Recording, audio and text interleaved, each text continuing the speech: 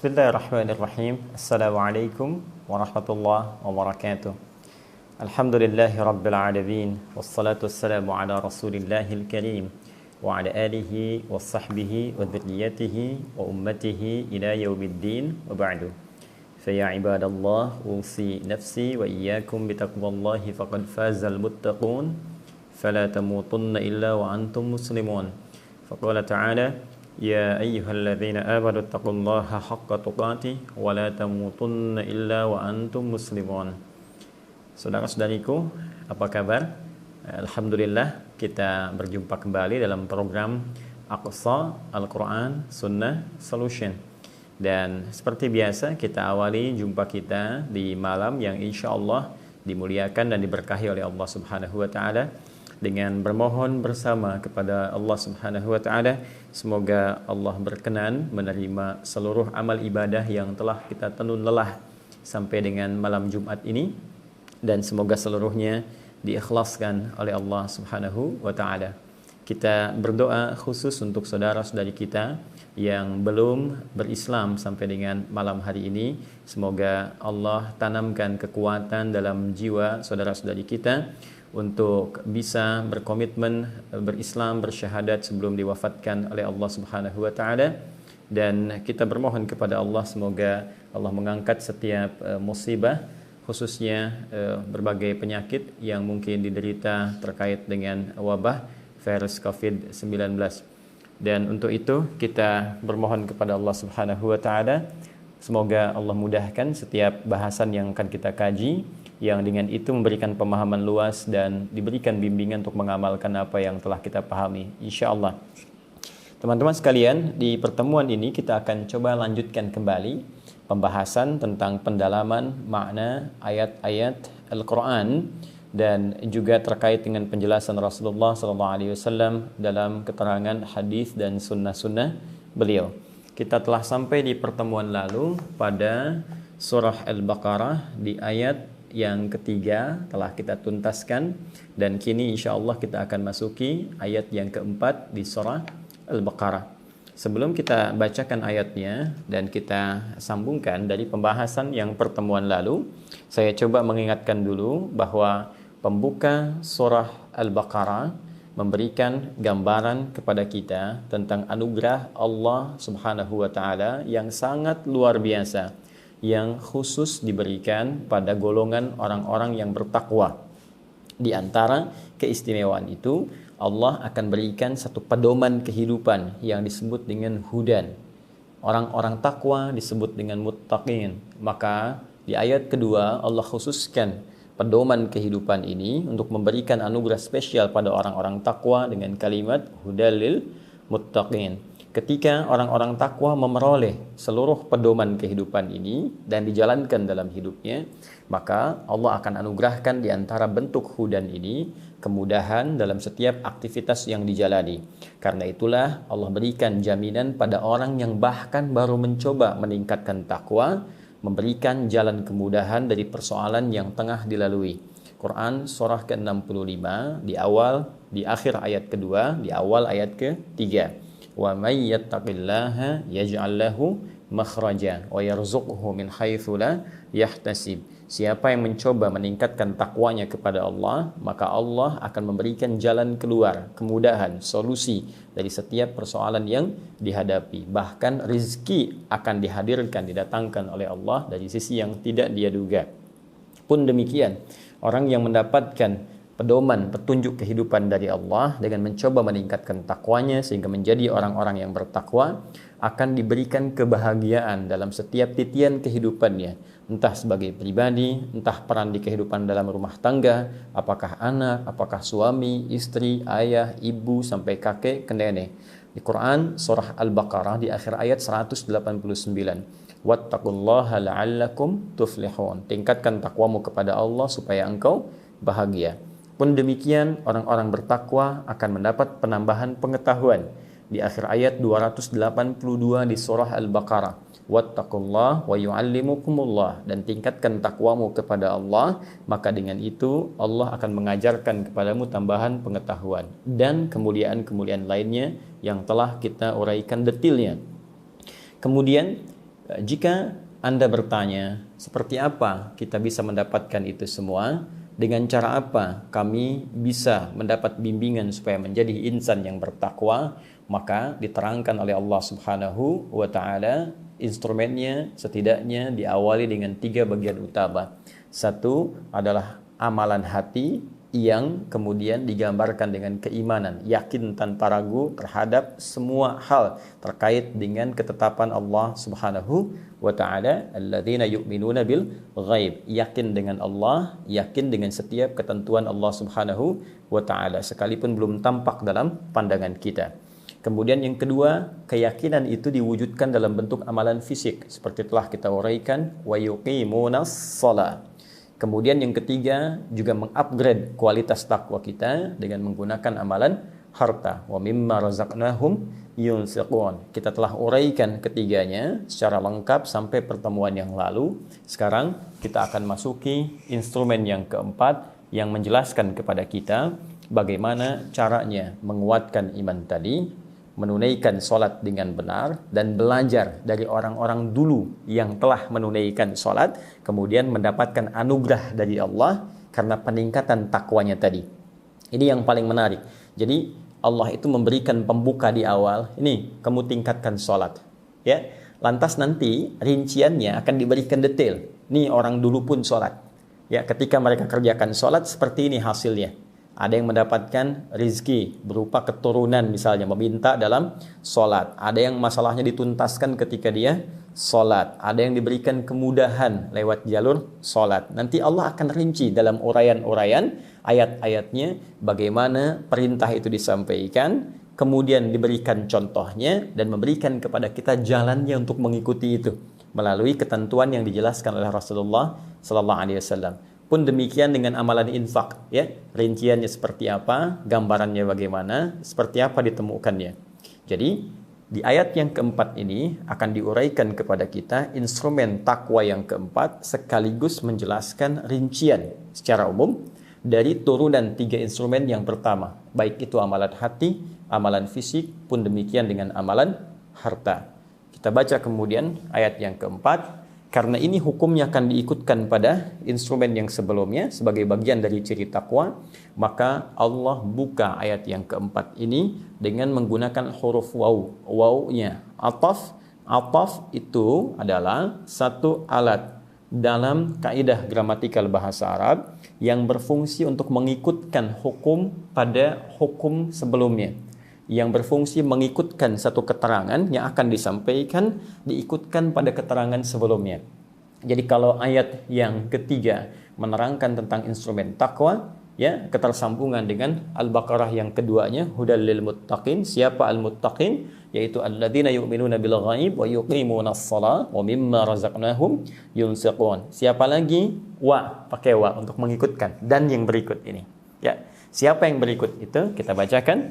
Walladzina yu'minuna bima unzila ilaika wa ma unzila min qablik wa bil akhirati hum yuqinun.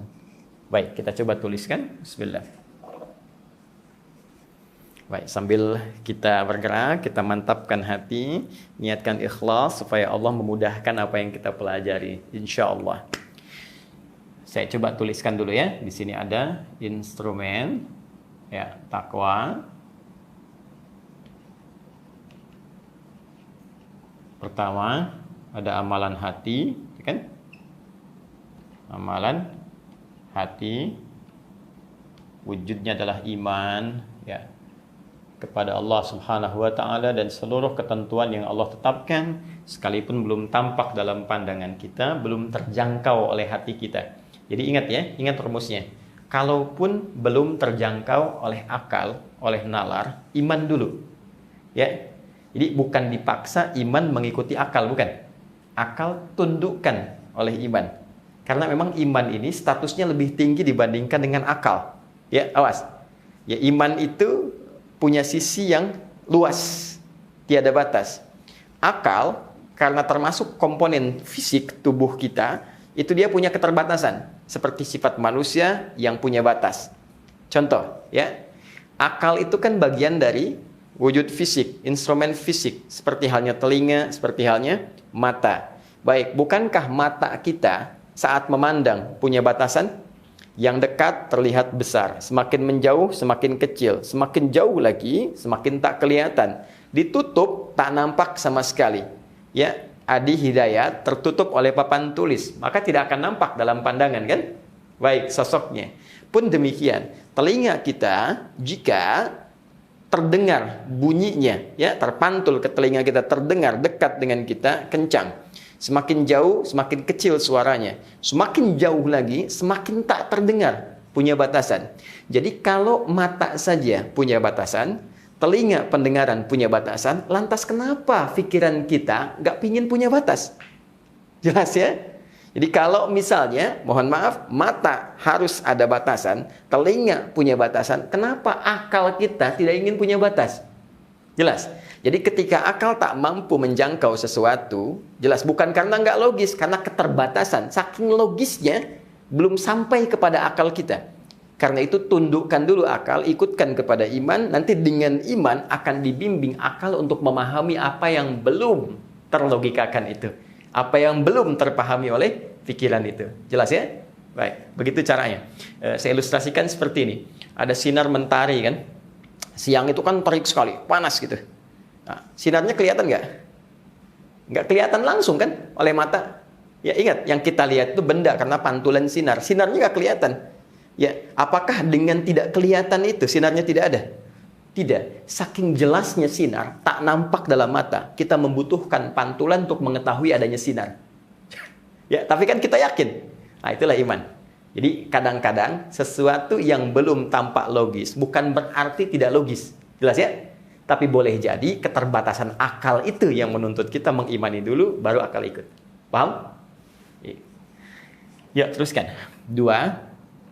Untuk melatih amalan hati ini dalam wujud peningkatan iman kepada Allah dan segala ketentuannya, nanti ada amalan yang sifatnya fisikal, amalan fisik. Wujudnya salat, ya. Wa yuqimunas salat. Karena itu salat menjadi ukuran keimanan seseorang. Semakin semangat salatnya, semakin menunjukkan imannya kuat. Jelas? Maaf, semakin tidak semangat salat, malas salatnya, semakin menunjukkan imannya lemah. Ini penting. Jadi kalau ingin mengukur parameter iman, lihat salah satunya di amalan fisik. Itu standar sekali. Karena itu keadaan kita dalam menunaikan sholat akan sangat terkait dengan kekuatan iman yang dampaknya pada keadaan hati. Ya, hati ini kan sumber dorongan pada sifat-sifat baik buruk ataupun baik. Dorongan pada kebaikan disebut takwa, dorongan keburukan disebut fujur namanya. Jelas? Ya, sumber utamanya nafsu, dorongannya disebut fujur. Karena itu di Quran surah ke-12 ayat ke-53 Allah menyebutkan wa ma ubarri'u nafsi innan nafsa la'ammaratum bisu. Sungguh nafsu itu la'ammarah, memerintahkan bisu kepada keburukan.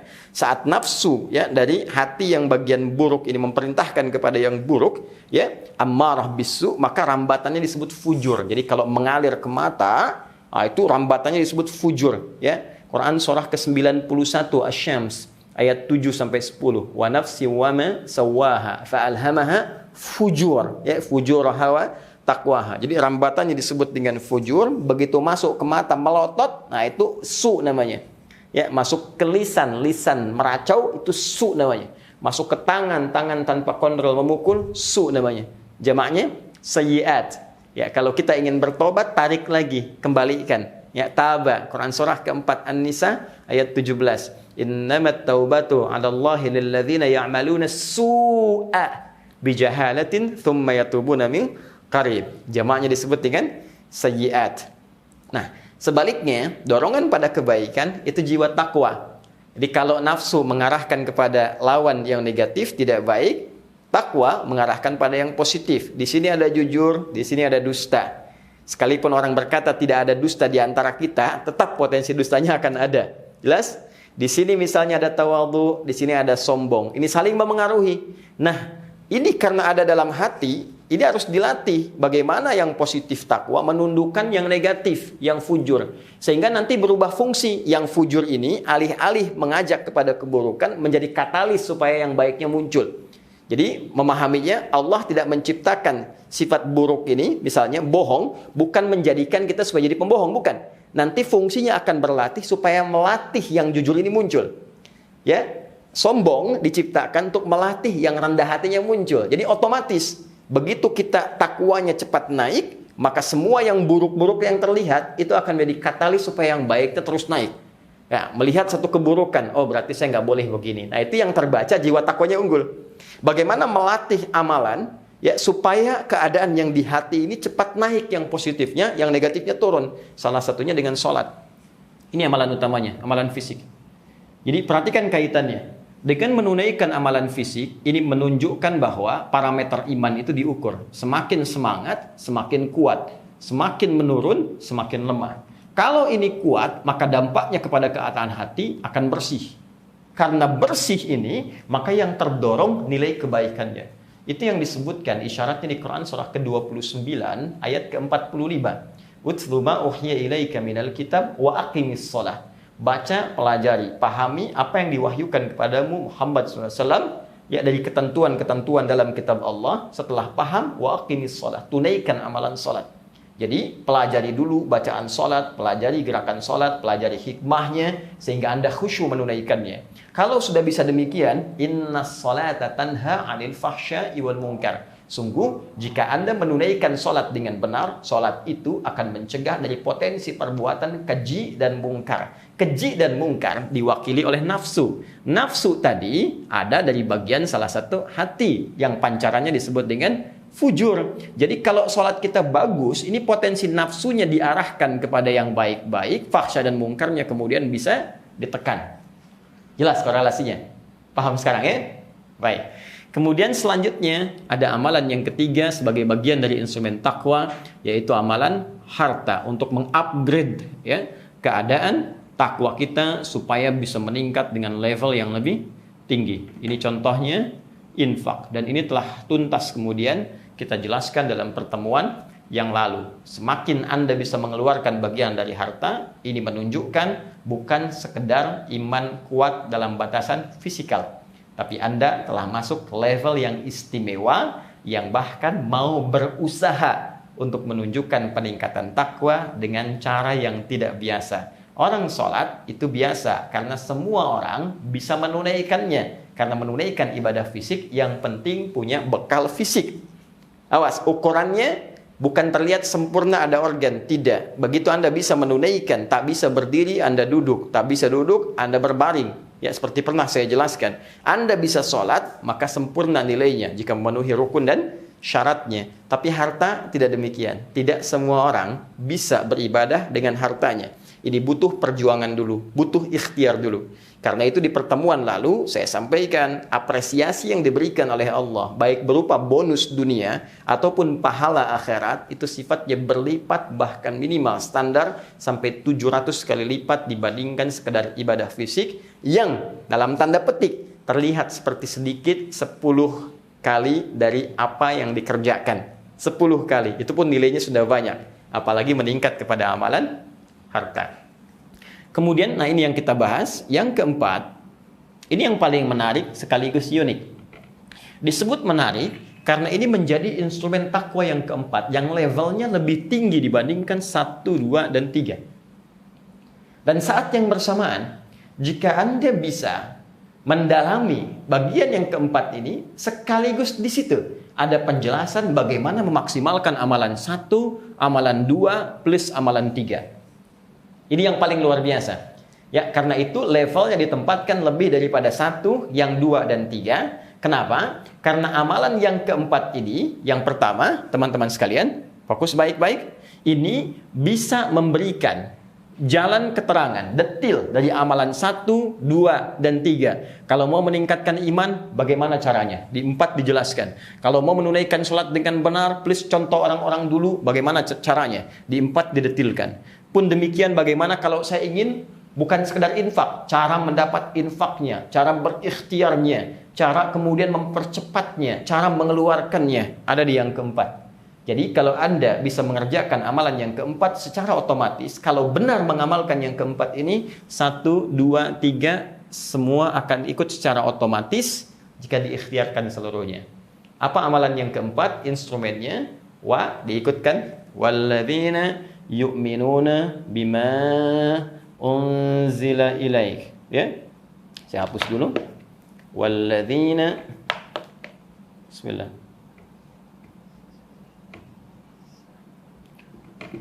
Walladzina yu'minuna, nah ini, bima unzila ilaik. Unzila ilaik. Walladzina yu'minuna bima unzila ilaik wa ma unzila min qablik wa bil akhirati hum yuqinun. Saya cukupkan sampai di sini dulu untuk bisa mempermudah pembahasan. Kemudian kita teruskan kepada bagian ayat yang lainnya, ya, sebagai ketersambungannya. Perhatikan pelan-pelan. Instrumen yang keempat, bagian pertama, untuk memudahkan bahasan, walladzina yu'minuna bima unzila ilaik, dan termasuk instrumen takwa. Ingat ya cara menerangkannya. Dan termasuk instrumen takwa, wawunya wawu ataf, harfu atfin, ya. Ya, huruf wawu ataf, ya, mabniun 'alal fath la mahalla lahu minal i'rab. Mabni, alamatnya tetap dalam keadaan fathah, ya, kemudian tidak punya tempat dalam perubahan. Ya, maksudnya la mahalla lahu minal i'rab, dia tidak bisa berubah, tidak bisa tidak bisa wu, tetap wa, ya. Sampai kiamat kurang 2 hari, kurang sehari, sampai kiamat, sampai pulang kita kepada Allah tetap wa. Ya, harakatnya tetap fathah, tidak akan berubah jadi wu, tidak akan berubah jadi wi, ya, tetap wa. Jelas ya? Baik. Dan mengikutkan hukum informasi yang akan disampaikan pada sebelumnya. Jadi, kalau sebelumnya membahas tentang instrumen takwa, maka ini pun bagian dari instrumen takwa. Cuma levelnya paling tinggi karena di atas 1, 2, 3. Jelas ya? Walladzina yu'minuna bima unzila ilaik. Dan termasuk bagian dari instrumen takwa, alladzina. Ya, Allah buka kepada semua kalangan. Orang-orang yang, ingat, alladzina disebutkan 1080 kali dalam Al-Quran, isim mausul, ya, mabni alal fathah, terbuka untuk semua kalangan. Laki-laki, perempuan, tua, muda, besar, kecil, tak peduli status sosial. Artinya, golongan keempat ini pun Allah buka tanpa batasan.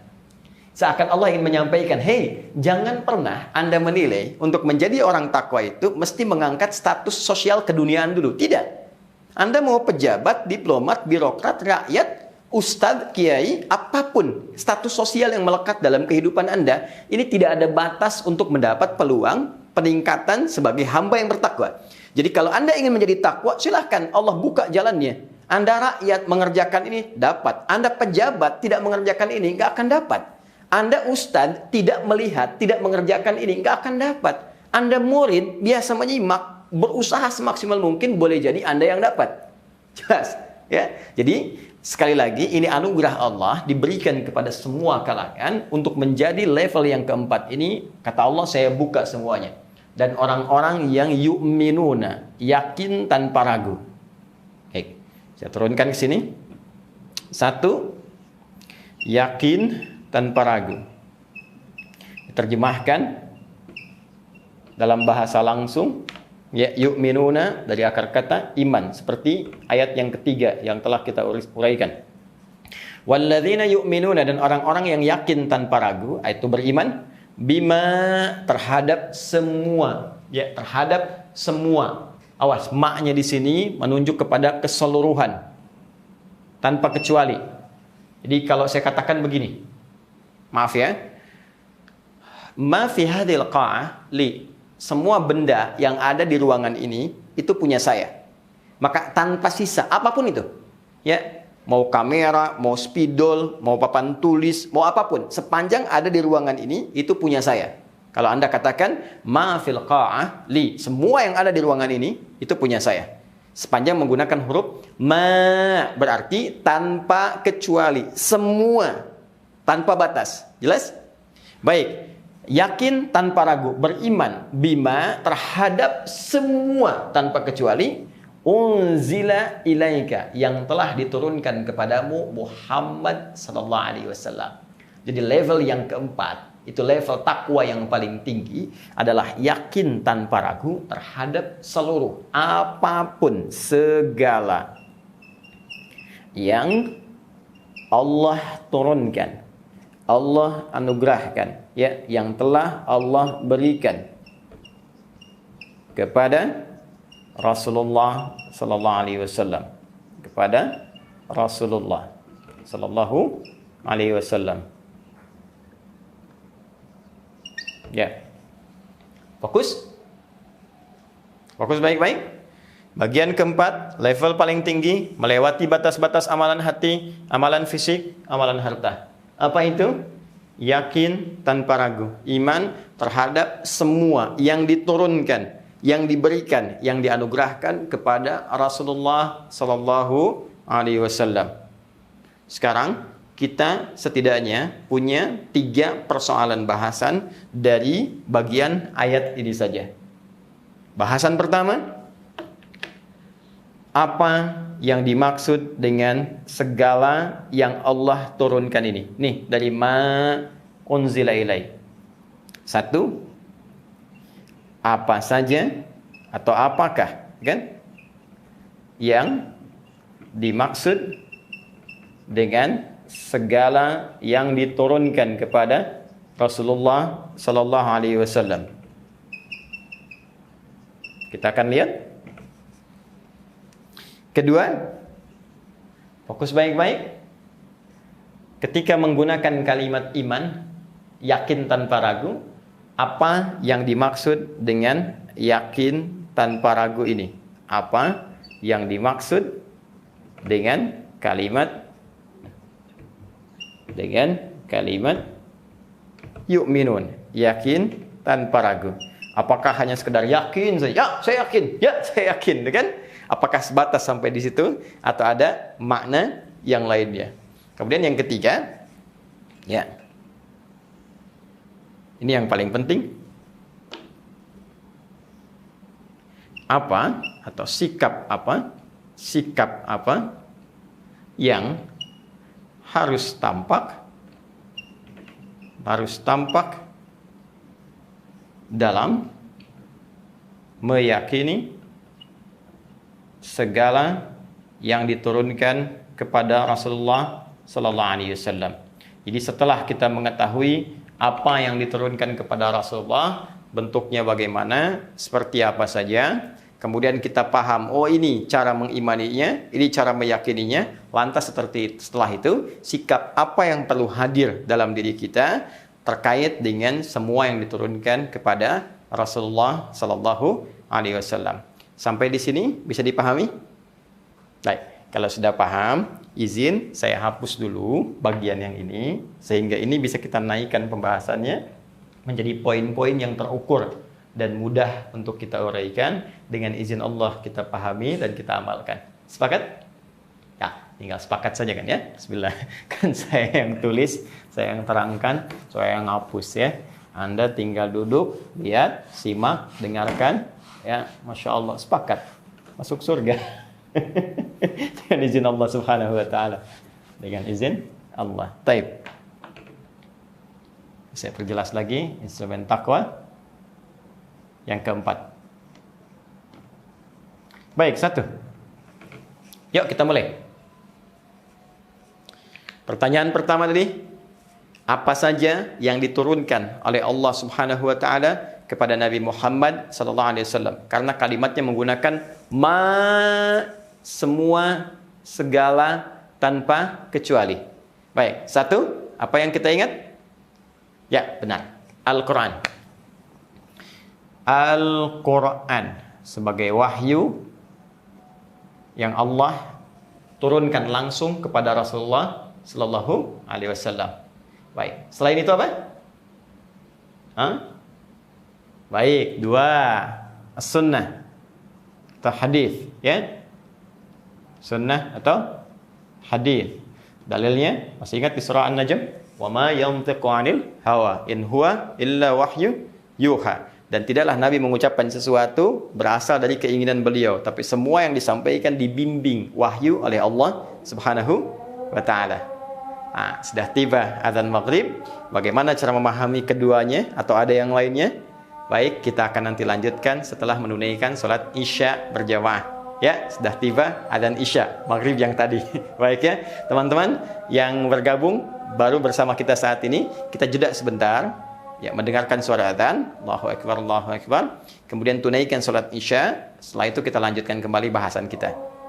Subhanakallahumma bihamdika asyhadu an la ilaha illa anta astaghfiruka wa atubu ilaik. Assalamualaikum warahmatullahi wabarakatuh. Bismillahirrahmanirrahim. Assalamualaikum warahmatullahi wabarakatuh. Alhamdulillah wassalatu wassalamu ala Rasulillah wa ala alihi wa sahbihi wa man wala wa ba'du. Saudara-saudariku, kembali kita meneruskan kajian kita setelah menunaikan salat Isya berjamaah. Kita tentunya bermohon kepada Allah Subhanahu wa taala semoga Allah berkenan menerima salat yang telah kita tunaikan. Pun demikian, kami tidak bosan menghimbau kepada saudara-saudariku yang belum memasuki waktu Isya di wilayah bagian tertentu, baik di Indonesia yang kita cintai ataupun sedang berada di luar Indonesia. Semoga diberikan kemudahan oleh Allah Subhanahu wa taala dan silahkan menyiapkan sebaik mungkin sehingga dengan persiapan itu bisa menghadirkan kehusyuan dan kenikmatan dalam menunaikan ibadah. Baik, kita lanjutkan dalam bahasan kita mengenai instrumen takwa yang keempat yang melewati batas-batas amalan hati, fisik dan juga amalan harta, bahkan mengumpulkan ketiganya sebagai detil penunaian secara sempurna sesuai petunjuk Allah Subhanahu wa taala. Walladzina yu'minuna bima unzila ilaik wa ma unzila min qablik wa bil akhirati hum yuqinun.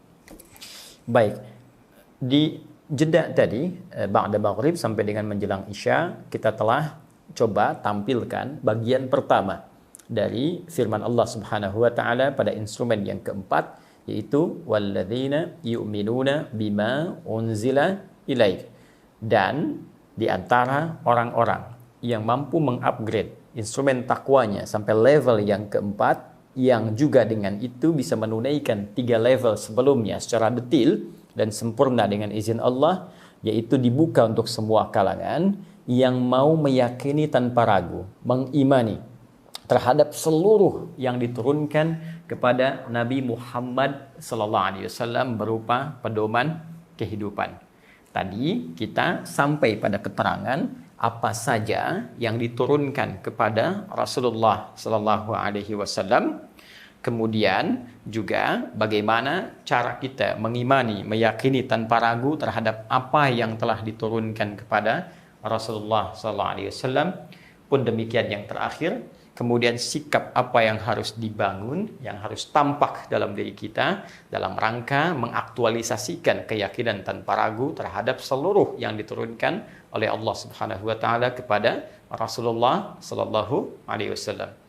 Baik, kita telah uraikan di antara segala yang diturunkan pada Rasulullah itu. Pertama, Al-Quran, ini jelas sebagai wahyu yang disampaikan oleh Allah Subhanahu wa taala kepada Rasulullah SAW yang menegaskan kerasulan beliau, juga menjadi mukjizat utama Rasulullah SAW yang menjadi bukti kerasulan kenabian beliau sampai kini, bahkan sampai kita kembali kepada Allah Subhanahu wa taala. Kemudian ada juga as-sunnah, ya, atau juga hadis-hadis Nabi SAW. Nanti kita akan pelajari lebih detail tentang keterangan ini.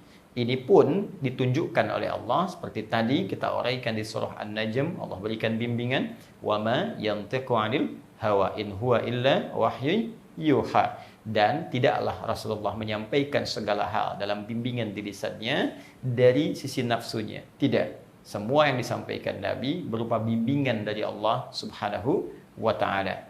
Baik, apalagi teman-teman sekalian, hikmah, ya, hikmah yang menjelaskan tentang esensi atau substansi dari satu ajaran yang disampaikan, baik berupa perintah. Kenapa kita diminta menunaikan salat? Apa hikmahnya? atau berupa larangan. Kenapa dilarang menunaikan zina? Kenapa dilarang minum khamar? Apa hikmahnya? Ya, hikmah bagian apa yang disampaikan, diturunkan oleh Allah sebagai anugerah dari Allah kepada Rasulullah sekaligus bimbingan kepada kita dalam menjalani proses kehidupan. Ketiganya dikumpulkan teman-teman sekalian dalam firman Allah Subhanahu wa taala di Quran surah kedua Al-Baqarah di ayat 151. Ya. Kama arsalna fiikum rasulan minkum yatlu 'alaikum ayatina. Sebagaimana kami telah utus seorang rasul dari kalangan kalian yang akan membacakan kepada kalian, mengajarkan, memahamkan kepada kalian ayat-ayat kami. Kumpulan ayat-ayat itu menjadi surah, kumpulan surah-surah itu menjadi Al-Quran.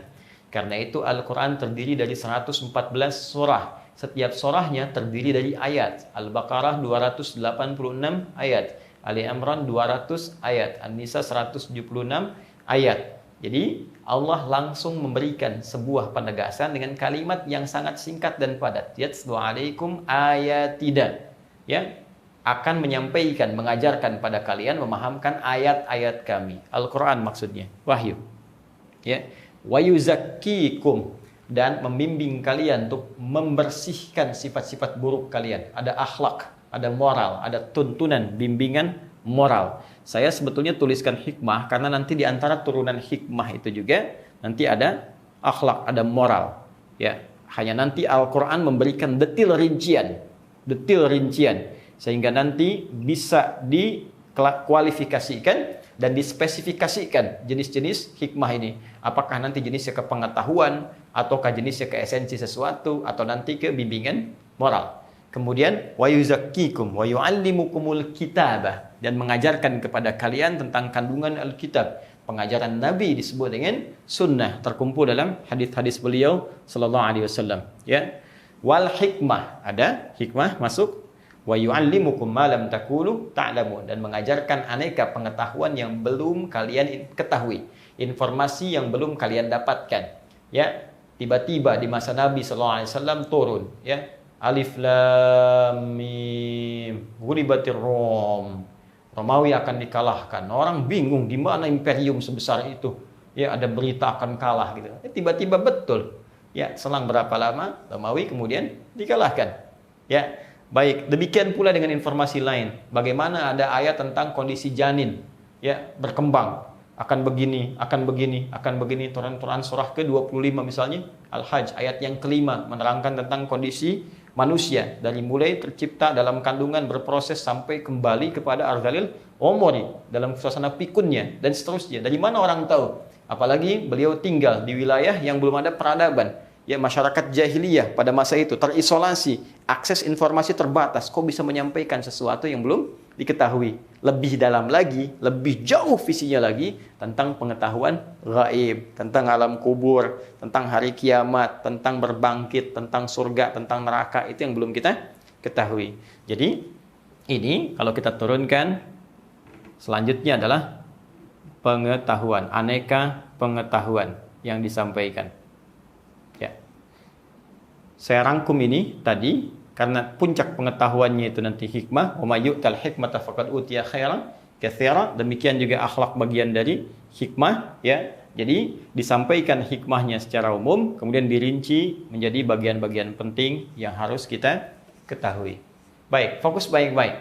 Jadi secara singkat, umumnya saya katakan umum, ini yang menjadi tafsir utama dari kata ma. Yakin, beriman, tanpa ragu terhadap seluruh apa yang diturunkan, diberikan kepada Rasulullah sallallahu alaihi wasallam. Kita bertanya, apa saja ya Allah? Kata Allah nih, Al-Quran. Isinya ayat-ayat Allah, bimbingan, pedoman kehidupan. Baik, ada sunnah, keterangan dari semua isi Al-Quran. Hikmah, ajaran, baik berupa akhlak ataupun pengetahuan. Jelas sampai sini? Nah, di sini nanti kita akan temukan kaitan, teman-teman sekalian, dengan 3 instrumen sebelumnya.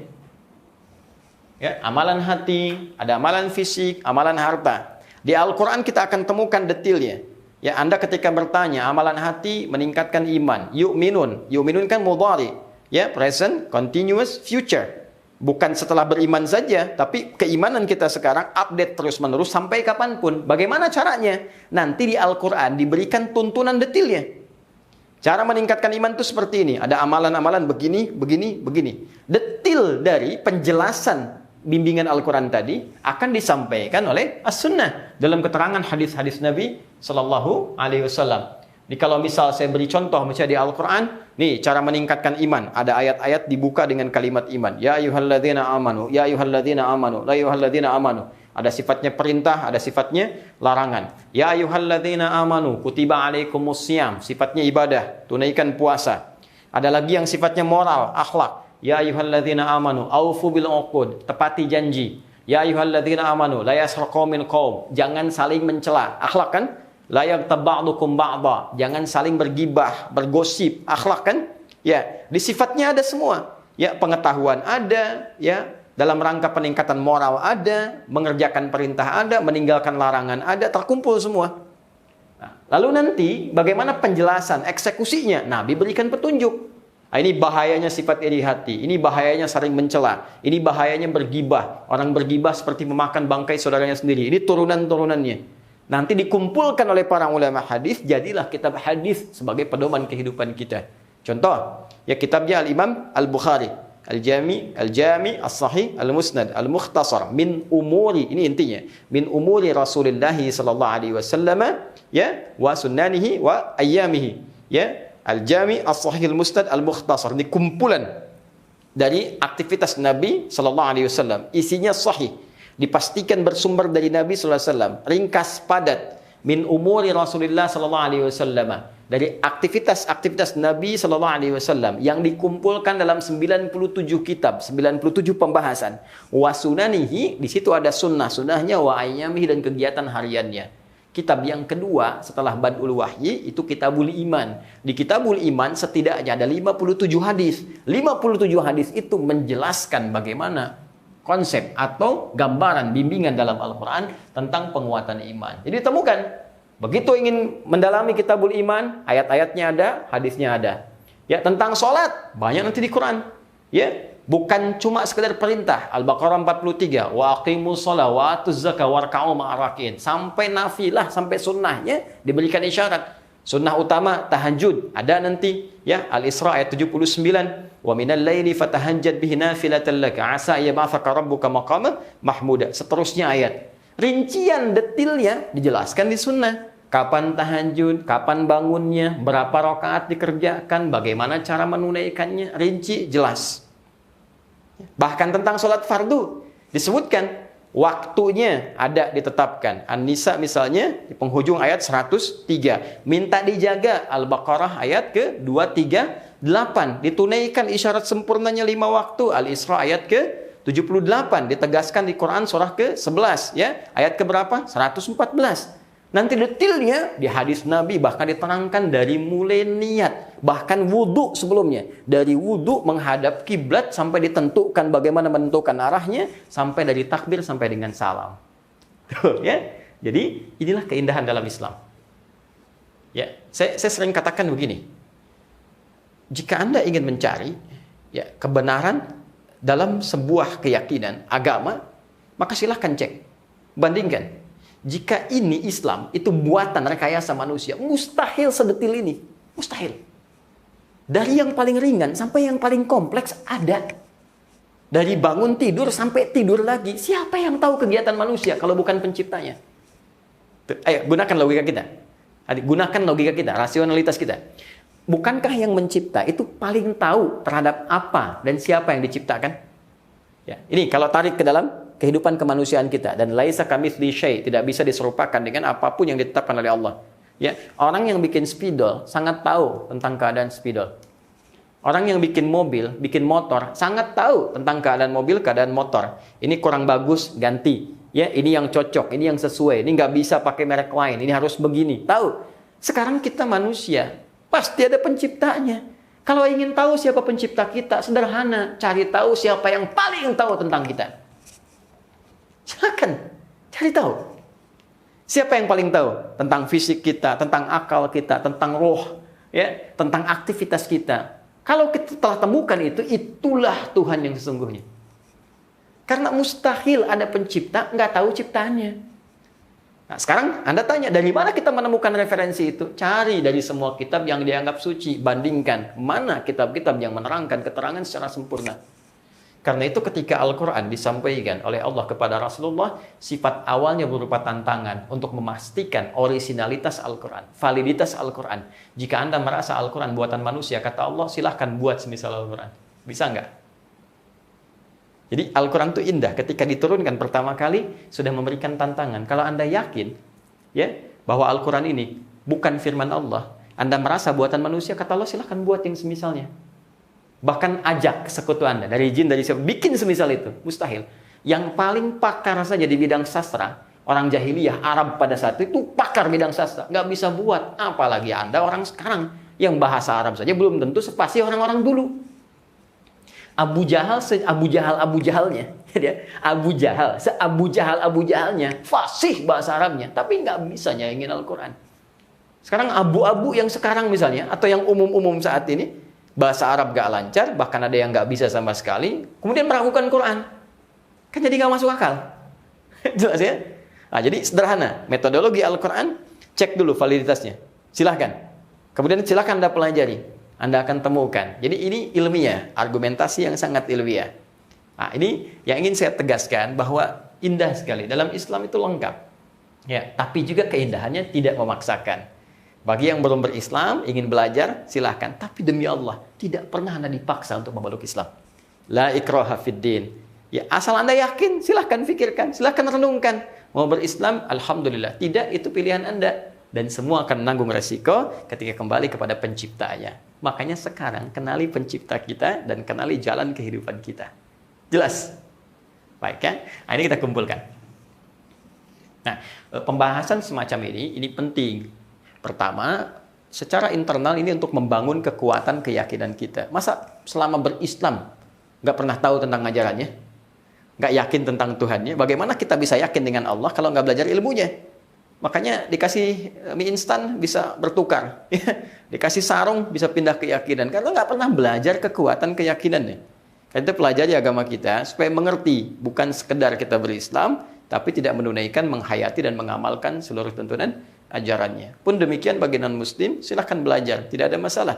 Ya, kalau Anda menginginkan, kalau tidak juga tidak dipaksakan. Dan dalam Islam tidak ada paksaan. Dosa orang Islam memaksa orang lain untuk memeluk Islam atau memaksakan ajaran Islam kepada orang lain dengan cara yang tidak dibenarkan.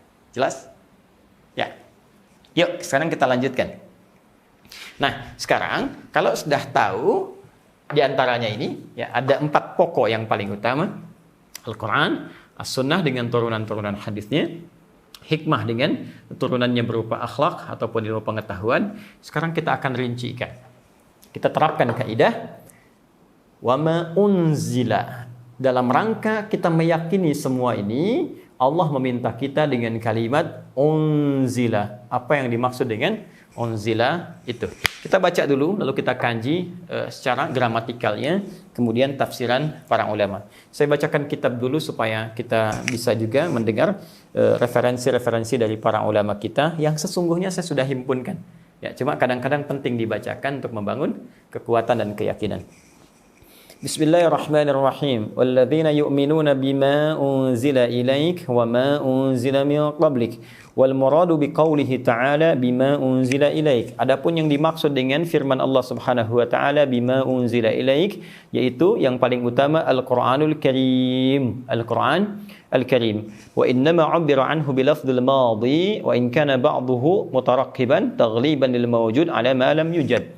Dan diungkapkan kalimat ini dengan bentuk madhi, past tense, unzila, ya walaupun ayat ini ketika diturunkan belum tuntas seluruh wahyu itu turun. Ya, jadi kan ketika Al-Baqarah ini turun di ayat yang keempat, ini ayatnya Madaniyah, yang diturunkan dalam periode Madaniyah pasca hijrah.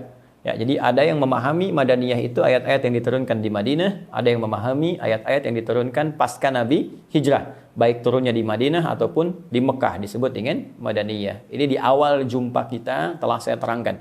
Anda yang baru bergabung silahkan rujuk di keterangan semula, ya. Nah, ini ayat saat periode Nabi pasca hijrah kan belum seluruhnya tuntas turun. Ya, tapi kalimat yang digunakan ini kok kalimatnya kalimat bentuk past tense menunjuk keseluruhan, unzil. Ya, apa hikmahnya? Di sini disebutkan oleh muallif taghliban lil mawjud ala ma lam yujad. Ya, ini generalisasi, gambaran keumuman, komprehensivitas akan seluruh ayat Al-Qur'an ya yang diturunkan oleh Allah Subhanahu wa taala kepada Nabi Muhammad walaupun pada saat itu belum sempurna turun keseluruhannya. Apa maksudnya? Untuk memahami kalimat ini, kita akan analisis dari segi kebahasaannya. Yuk, kita bahas kajian gramatikalnya supaya paham. Kalau enggak kita detilkan dengan contoh apalagi, kadang-kadang belum sempurna pemahaman kita. Teman-teman sekalian, masih ingat di kajian Aku Suka saat Ramadan? Ya, saya pernah menerangkan dalam kajian Nuzulul Quran itu, ya, turun itu ada nazzala, kan? Saya hapus dulu. Asalnya begini, tanpa tasydid, tanpa hamzah. Nazala, ini turun. Nazala, turun, sekedar turun. Kalau pakai tasydid, nazzala, jadi menurunkan. Nazzala. Ini sekedar turun, ya, yang ini menurunkan, pakai tasydid. Ada juga yang pakai hamzah, anzala, yunzilu. Jadi ada nazzala, yunazzilu, ada anzala, yunzilu. Ini pun menurunkan. Kalau menggunakan tasydid yang ini, nazzala yunazzilu, menurunkan. Kalau pakai tasydid, ini gunakan tasydid. Ini artinya sesuatu yang diturunkan secara bertahap, tidak sekaligus. Ada tahapan. Jelas? Tadrijiyan, munajjaman. Ya, sebagian sempurna. Kalau menggunakan hamzah, anzala yunzilu, ini berarti berlangsung secara sekaligus, keseluruhan, langsung, ya, tanpa tahapan. Baik, kalimat ini keduanya terkumpul dalam firman Allah Subhanahu wa taala, misal di surah Ali Imran di ayat yang ketiga, nazzala 'alaikal kitaba bil haqq musaddiqan lima baina yadayhi wa anzalat taurata wal injil. Al-Quran disifati oleh Allah turunnya kepada Nabi Muhammad, ya, karena itu kalimat yang menggunakan nazzala 'alaikal kitaba. Allah turunkan kepadamu Muhammad sallallahu alaihi wasallam Alkitab, Al-Quran maksudnya di sini yang tersusun dengan rapi, sempurna, tidak ada cacatnya, menggunakan nazzala karena sifat turunnya ketika turun kepada Nabi Muhammad secara langsung, ya, periodenya tidak diturunkan sekaligus, tapi periodenya berkembang sampai kurang lebih hampir 23 tahun. Sesuai dengan tuntutan kebutuhan masyarakat, berbasis kebutuhan masyarakat. Periode pertama turun surah Al-Alaq 1 sampai dengan 5, terus sampai sempurna selesai. Beda dengan Taurat yang diturunkan pada Nabi Musa alaihissalam, beda dengan Injil yang diturunkan pada Nabi Isa alaihissalam. Kedua kitab ini, baik Taurat ataupun Injil, diturunkan oleh Allah sekaligus tanpa tahapan. Dan teman-teman, Musa turun 10 perintah Allah di Bukit Tursina, ya kan? Diturunkan. Sudah, semua disampaikan. Tuntas, selesai ajarannya sampai di situ. Disampaikan kepada umat karena umatnya terbatas pada saat itu. Pun demikian dengan Nabi Isa alaihissalam, diturunkan Injil sekaligus, tidak ada tahapan. Sampaikan kepada umatmu. Ini, kerjakan sholat. Tinggalkan, Nabi Isa sholat. Ya, Nabi Isa sholat. Ingat, Nabi Musa juga sholat. Ya, Nabi Musa sholat, Quran surah ke-20, ya, ayat yang ke-14. Innani anallahu la ilaha illa ana fa'budni wa aqimis salata li dzikri. Nabi Isa di Quran surah ke-19, ya, Maryam, dari ayat 31 sampai ke 33. Bahkan Nabi Ismail disebutkan sholat di ayat ke-55-nya. Wa kana ya'muru ahlahu bis shalah. Jadi semua nabi sholat. Sholat, ya. Jelas. Baik, sama. Ini tinggalkan zina, lakukan khitan, ya, jauhi khamar, jauhi ini, jangan makan ini. Ada semua. Baik, diturunkan sekaligus Nabi Muhammad dengan periodisasi.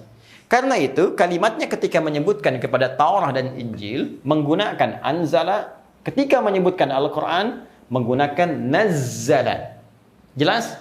Nah, tapi yang paling menarik, Al-Quran pun punya sifat keterangan menggunakan diksi anzala ketika periode diturunkan sebelum sampai ke Nabi Muhammad, yaitu dari Lauh Mahfuz yang menginfokan kepada seluruh penghuni langit, ya, penghuni langit diinfakkan oleh Allah saking dahsyatnya, saking luar biasanya, istimewanya Al-Quran karena berisi semua pedoman tentang kehidupan manusia sampai dengan terjadi kiamat. Tuntas selesai, kembali kepada Allah. Semua pedoman diturunkan oleh Allah sampai kehidupan berakhir. Diinfakkan kepada malaikat saking dahsyatnya. Kalau kitabnya Musa, zaman Musa saja. Kitabnya Isa, zaman Isa saja. Surat Ibrahim, zaman Ibrahim saja. Kitabnya Nabi Muhammad spesial sampai akhir kehidupan. Karena itu semua penghuni langit penting mengetahuinya. Maka diturunkan dari Lauh Mahfuz ke Sama'id Dunya, ke langit dunia.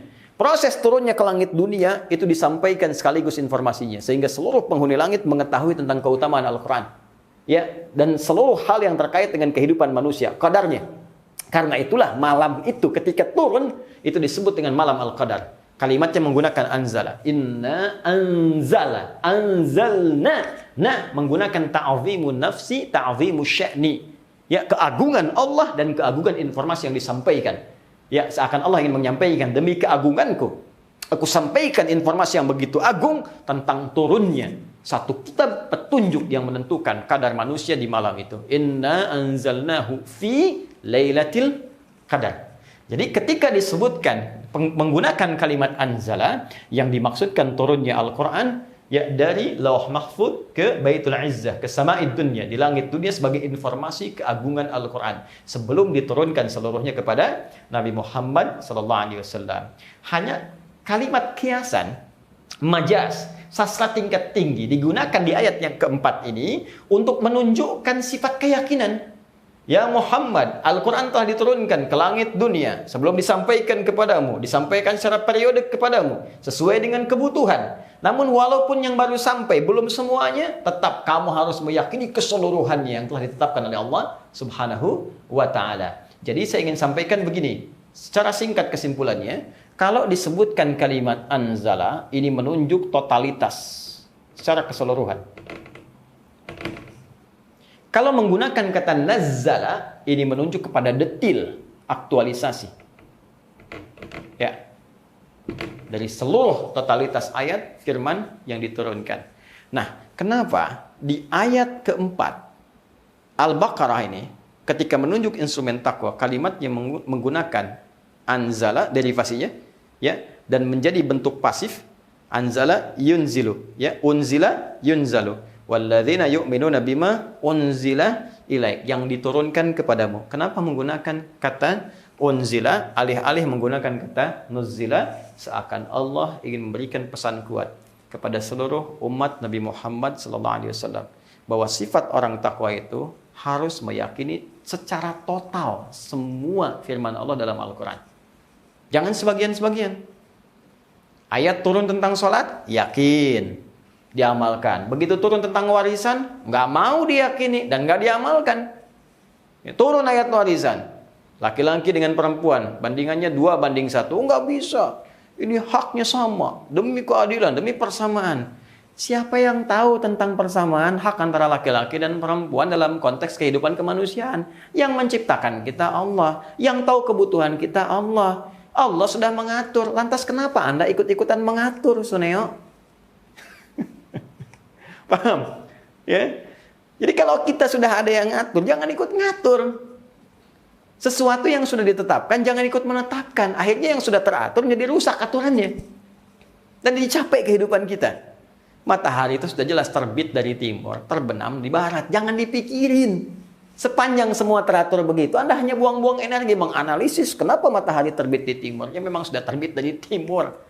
Nanti kalau dunia berakhir, terbit di barat. Jadi sesuatu yang sudah tetap, jangan ikut-ikutan ngatur sehingga tidak banyak energi kita keluar. Ya, tapi poinnya kembalikan ke sini. Fokus. Fokus baik-baik. Ketika Allah menggunakan diksi unzila, ingin menuntut kita, hey, orang takwa itu cirinya, yakin dengan semua hukum Allah. Yakini semua isi Al-Quran. Ya, jangan yang ini Anda yakini, yang lain Anda tinggalkan. Tidak. Ya, jangan sampai ibadahnya bagus, ayat sholat bagus, ayat puasa tuntas, jangankan yang fardu, yang sunnah dikejar-kejar, tapi ayat-ayat akhlak nggak dipraktekkan. Betul ngaji Quran sampai hafal, bagus. Ngaji sunnah perdalam, ya bahkan kitab-kitab dikumpulkan dari Al-Arba'in An-Nawawiyah 42 hadis, ya kemudian apa lagi Riyadhus Shalihin 1896 hadis, kumpulkan lagi sampai ngaji Sahih Al-Bukhari, Sahih Muslim. Bagus. Tapi sunnah akhlak nggak dipraktekkan. Mencela tetap dilakukan. Padahal Quran mengatakan la yaskhar qaumin qaum. Bahkan dibuka dengan kalimat iman. Gibah juga. Nggak tanggung-tanggung. Kadang-kadang yang dicela ustadz, ulama. Yang digibahkan ustadz juga. Jadi pertanyaannya, ketika Anda mengatakan saya ingin menjadi orang bertakwa, Quran mengajak praktekkan keseluruhan, Anda ambil sebagian. Maka ini menunjukkan belum sempurna tingkat ketakwaan seseorang. Masih terus berusaha. Paham ya? Awas, hati-hati. Kalau kita bicara tentang kompleksitas dan komprehensivitas keseluruhannya, maka tergabung di sini. Maka bagian pertama, Allah ingin memberikan isyarat seluruh yang diturunkan kepada Rasulullah SAW. Baik itu Al-Quran, yakini keseluruhannya. Jelas? Pun demikian dengan sunnah. Awas, yakini keseluruhannya. Ada sunnah qauliyah, bimbingan, pedoman dari lisan Nabi. Ada sunnah fi'liyah, pedoman perbuatan Nabi. Sunnah takririyah, ya, pedoman dari ketetapan Nabi SAW. Ada sunnah terkait bimbingan moral, akhlak. Sunnah terkait dengan bimbingan fisikal. Ada. Itu sunnah. Dan cara memahaminya dengan ilmu tentunya. Ya, nanti kita akan bahas turunannya. Nah, kita belum mampu mengamalkan, tak apa-apa. Tapi membenci itu dilarang. Yes. Kita belum mampu mengamalkan, itu ditoleransi. Ya, tapi kemudian mengingkari itu persoalan. Hati-hati. Saya pengen kerjakan Quran, tapi saya ingkari sunnah sehingga muncul aliran ingkar sunnah, sesat. Bertentangan dengan Al-Quran. Jelas, tegas, bertentangan dengan Al-Quran. Ya, apalagi sebaliknya. Ya, senang sunnah, Quran ditepikan, sama, sesat. Ya, bertentangan dengan isi Al-Quran. Demikian pula untuk memahami ini penting ada pengetahuan sehingga lahir nanti sikap mulia dalam bentuk akhlak. Itu puncaknya. Ya, innama bu'ithtu liyutammima shalihal akhlak. Sungguh di antara tugas utama aku kata Nabi diutus untuk menyempurnakan keutamaan akhlak yang mulia. Ini bagian pertama, teman-teman. Kita jawab ini. Yakin tanpa ragu terhadap segala. Yang dimaksud segala yaitu tanpa kecuali secara komprehensif keseluruhannya, bukan sebagian. Jangan potong ayat, apalagi potong ayat. Awas, hati-hati. Meyakini sebagian saja sudah salah, apalagi memotong-motong sesuatu demi kepentingan nafsu. Ya, orang-orang liberal, saya ingatkan. Orang-orang yang ikut paham pluralisme, saya ingatkan. Ya, saya temukan beberapa tulisan-tulisan yang seenaknya memotong ayat-ayat Al-Quran. Ya, sebagai klaim legitimasi bagi konsep yang ditawarkan padahal isinya menyimpang dari ketentuan Al-Quran. Ya, bahkan maksud ayat itu sendiri terlebih dengan ketentuan hadis-hadis Nabi sallallahu alaihi wasallam. Nah, ini beberapa bagian yang kita ingin luruskan dan kita saling mendoakan. Kita doakan, ya. Jadi yang dibawa itu bukan rasa kebencian. Kalau rasa kebencian yang dibawa tidak objektif. Ya, dan buruk. Ya, sama buruknya. Yang dibawa adalah sifat kemuliaan, sifat kecintaan. Karena cinta diingatkan, karena cinta kita doakan. Ya, pun demikian Rasulullah SAW mendoakan Umar sehingga dapat hidayah, padahal Umar punya perilaku buruk. Maka kita pun doakan orang-orang sekitaran kita. Dan ini, pengingat ini akan sangat bermanfaat bagi orang yang masih menyisakan iman di kalbunya.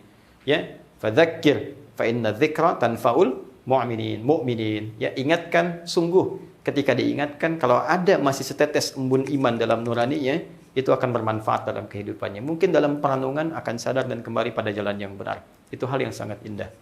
Baik, teruskan teman-teman sekalian. Masih kuat? Ya, bagus ya. Ayo semangat teman-teman yang di sini juga ya. Semangat, yuk. Terus, kemudian kita belum jawab bagian yang kedua, apa yang dimaksud dengan kalimat yu'minun, meyakini, mengimani. Apakah hanya iman saja? Ya, yakin tanpa ragu pada Al-Quran. Yakin tanpa ragu pada semua keterangan Nabi dalam sunnah, dalam hadis.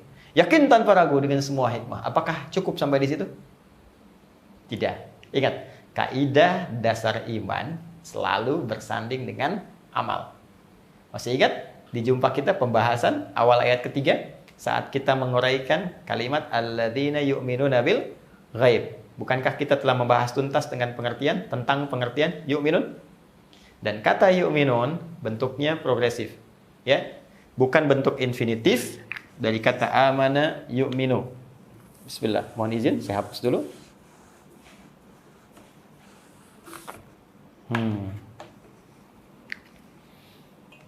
Jadi ini asalnya. Amana ya yu'minu. Amana. Mohon izin saya coba pertebal dulu ya dengan spidol yang lain. Bismillah. Ini saya simpan. Nih, amana. Amana. Yuk minum. Yuk minum. Kalau ingin jadikan jamak, tambah waw dan nun, ya. Jadi yuk minun. Jadi ini yuk minu. Kalau ingin bentuk jamak, jamak plural, tambah waw dan nun. Wawnya nanti failnya bentuk jamak. Nun ini alamat jamaknya bisubutin nun. Minal amsilatil khamsah. Fokus ini. Amana. Asalnya begini. Amana. Ya. Terus ini sebetulnya ada dua hamzah begini, yang satu mati begini. Amana yu'minu. Ya, atau ada yang menyebutkan alif jadi amana. Dan ini dihapus, dihilangkan. Yang ini dihilangkan, coret. Diganti dengan tanda seperti ini di atasnya, di amana. Jadi hamzah yang ini tambahan. Dari timbangan kalau di ilmu shorof, belajar ilmu shorof dari af'ala yuf'ilu. Ya, jadi ininya tambahan. Mazid biharfin, ditambah satu huruf. Asalnya 3. Asal kalimat ini dari kata amina. Ya, amina ya'manu. Amina. Ya, aman. Al-amnu. Amina ya'manu amnan. Seperti ini. Amnun diserap ke dalam bahasa Indonesia menjadi aman. Ketika ditambah satu huruf depannya dengan hamzah, ya. Ini penambahan ini, ingat, kaidah dalam bahasa Arab, setiap penambahan akan merubah makna, tapi makna perubahan ini akan terkait dengan kata asalnya, tidak akan lepas. Ya, ziyadatul mabna tadullu ada ziyadatil makna. Penambahan satu huruf dalam sebuah bangunan kalimat akan memperluas makna, tapi perluasan makna ini tidak akan terlepas dari akar kata asalnya. Contoh, ini amina, aman. Amana, beriman, yakin. Ya, maknanya meluas, tapi tidak lepas dari kata sebelumnya, aman. Ya, apa makna yang ingin disampaikan? Orang beriman itu akan terjamin rasa aman dari sisi Allah Subhanahu wa taala. Aman dari hukuman akhirat dan aman dari kegelisahan dunia. Jelas? Orang-orang beriman dijamin aman oleh Allah, aman dari ancaman neraka, aman dari kegelisahan akhirat, dan aman dari kegalauan dunia. Nah, sekarang pertanyaannya, bagaimana supaya kita bisa aman, mendapatkan iman itu yang melahirkan aman? Maka tingkatan itu perlu kemudian diaktualisasikan, dilatih. Kalau Anda ingin melatih teman-teman sekalian, maka bentuknya robah ke dalam bentuk mudhari. Terus naikkan. Bukan hanya saat ini. Latih lagi sampai besok aman juga. Sampai nanti aman juga. Semakin menguat. Maka bentuk ke mudhari. Amana yu'minu. Yu'minu di bahasa Inggris sering saya uraikan ada 3 makna. Present, continuous, future. Ya, sekarang, terus, dan sampai kapanpun.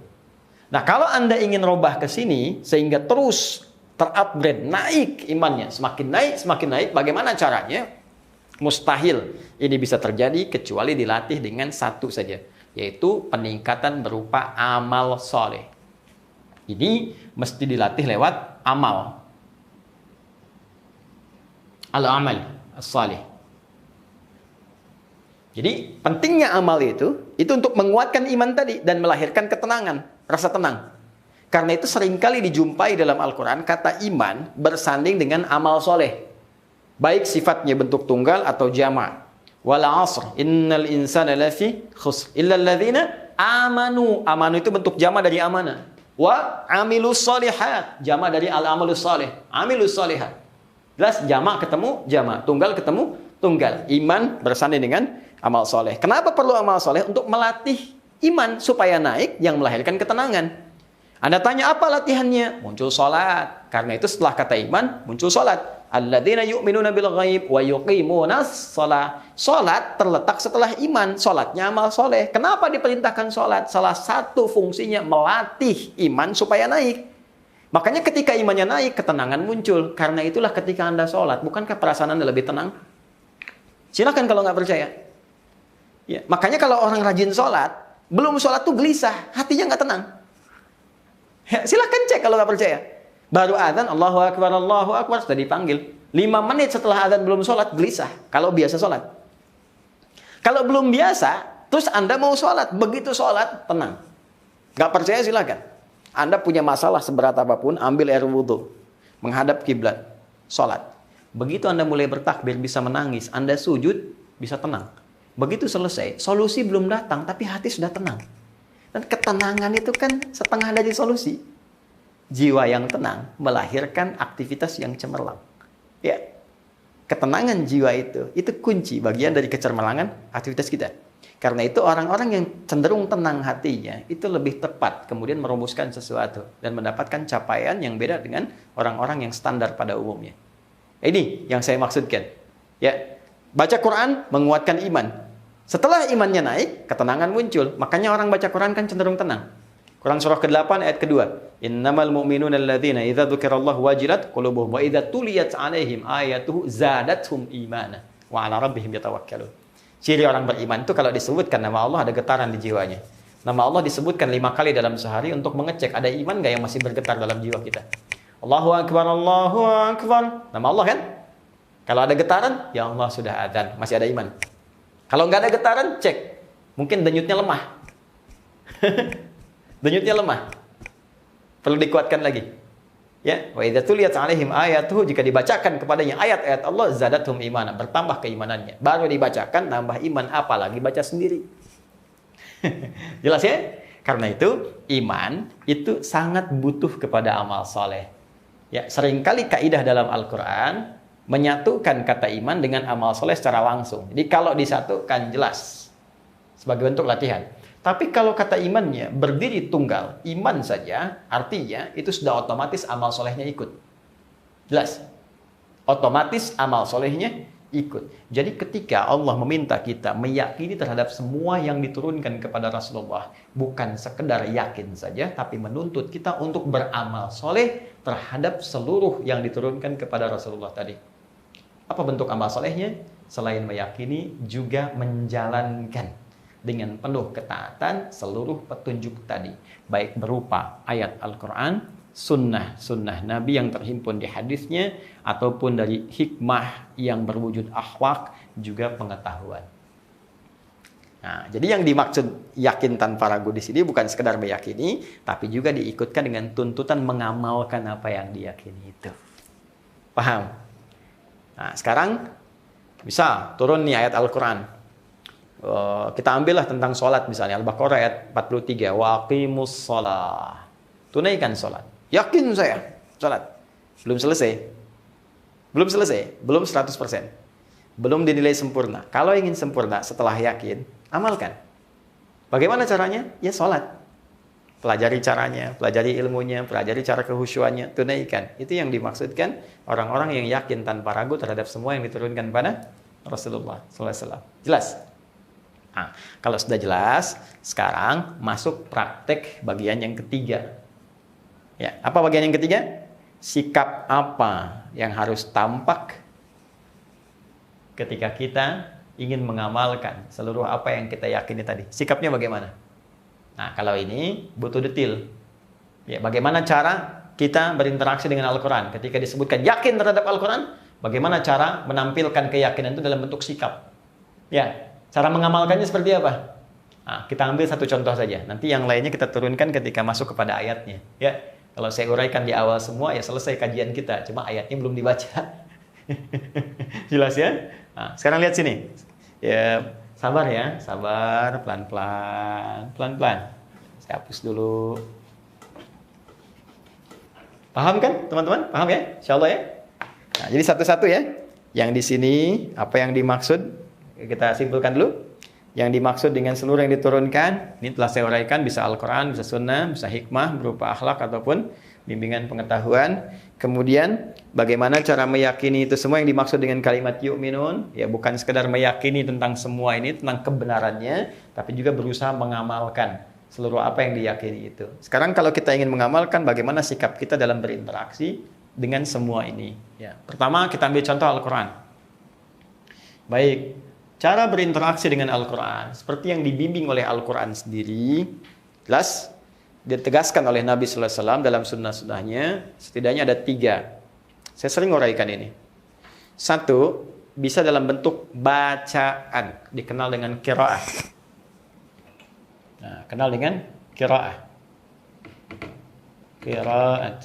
Seperti ini. Sekedar memperbanyak bacaan. Ya, motivasi utamanya bisa baca dengan cara yang baik dan benar.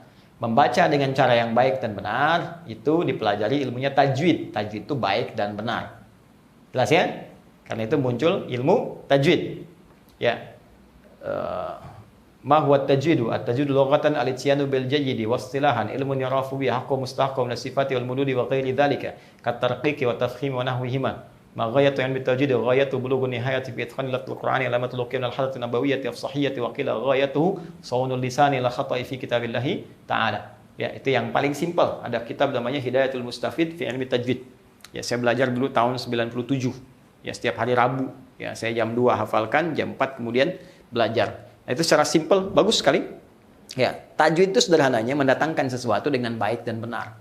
Jadi kalau Anda ingin baca, bukan sekedar baca, tapi cara bacanya mesti baik dan benar. Hukum-hukumnya didatangkan, hak-hak baca aja dihadirkan, sehingga terjaga lisan kita dari kesalahan membaca kitabullah. Ini interaksi yang pertama. Jadi motivasinya supaya bisa baca dulu.